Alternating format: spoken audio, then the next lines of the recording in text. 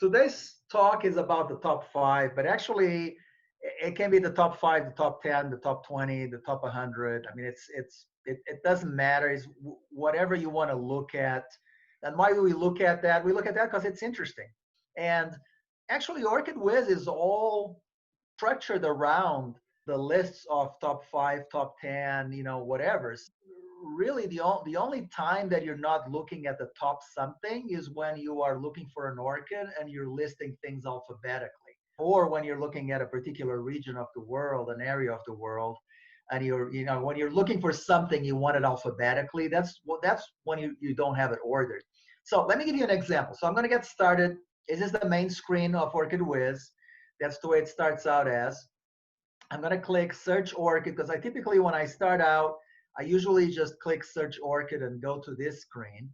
And I'm going to search for Brassavo nudosa. And there it is. It's the first one that came in. And then as you see, you have several buttons here. Now, Brassavo nudosa, I just type nudosa and it comes in with all the names that have nudosa in them. And of course, that's done alphabetically by the name itself. So it's not an order. But like I said to you, a lot of things, maybe most things in OrchidWiz are in order. So let me give you an example. Let's say that I am going to click here, F1 offspring. You see this button here, it says F1 offspring. I'm going to click there. And now I am looking at the offspring of Brassavo nudosa, which is 462 first generation found offspring. And so what am I looking at here as far as what is the order? How are they ordered? They're not ordered under alphabetical order. They're ordered by the number of awards they're sending.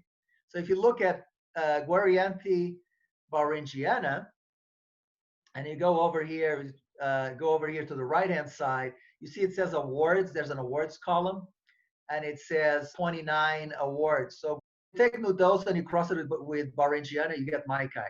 So Maikai is the most awarded one at 29 awards. Click on the compare, I get Maikai, which is a cross of nudosa with Beringiana. Now, if I wanted to get the top 6, what I would do, so I click gallery here on the top left side. I click gallery. Now I get a list of all my offspring, and then I'm going to click this plus button to maximize my list. And this is a list of my offspring of nudosa, and it's listed by the descending order of awards. So if we correlate how popular the offspring, the first generation offspring is, with the number of awards, how much is it getting awarded, then we say, well, these are the most popular ones. These 6 are the most popular. These are the top 6 most popular ones because they are the most awarded. So it's Maikai, Keawe, Little Stars, Morning Glory, Hippodamia, and Bonosa. Okay, so how do I know that they're the top 6 awarded? Because if I go back to our screen, you see them here all listed. And then if you want to order by the number of offspring, then you get Beringiana is number 1, and then you get Millerai, and then by color. So, and now I do gallery. Yeah, so you see there's Maikai, Richard Mueller, Bonosa, Little Stars, Morning Glory, Jiminy Cricket. These are the ones that we have images of. There are the ones with the greatest offspring. So now it's doing it by offspring now, where before it was doing it by number of awards. If I wanted to say, look at progeny, all progeny, so not just first generation, I could do that. But when I click on progeny, you notice that almost all the progeny with the highest number of awards, almost all of them are first generation. Okay, that's the case with nudosa, because nudosa, the awards are all focused. They're all concentrated on first, second generation. And you notice that here, first generation, 25% of them awarded, 22% second generation. Then in third generation, it drops dramatically. Okay, now if you were looking at something else like Rhyncholelia digbyana, for example, now Rhyncholelia digbyana this is the list of total progeny for Rhyncholelia digbyana at 18,000, over 18,000. So with Rhyncholelia digbyana, you got exactly the opposite, right? So you don't have a lot of things awarded in the first, second generation. The ones that are awarded the most are down many generations. And you see the one that's awarded the most is Rhyncholilia Cattleya Norman's Bay with 20, with, actually this is listed by offspring. Let's do by awards. Okay. So the ones that is, the two that are awarded the most are Rhyncholilia durigan and Rhyncholilia memoria crispin rosalis. And then apple blossom, then Greenwich. Let's go back to the offspring of nudosa, right? So this is, so we got Maikai is number one with 29 awards. And then you have Brassicaleia kelwi. Okay, so kelwi is an interesting one because it's a cross of two things that look very differently. So let's look at compare, okay?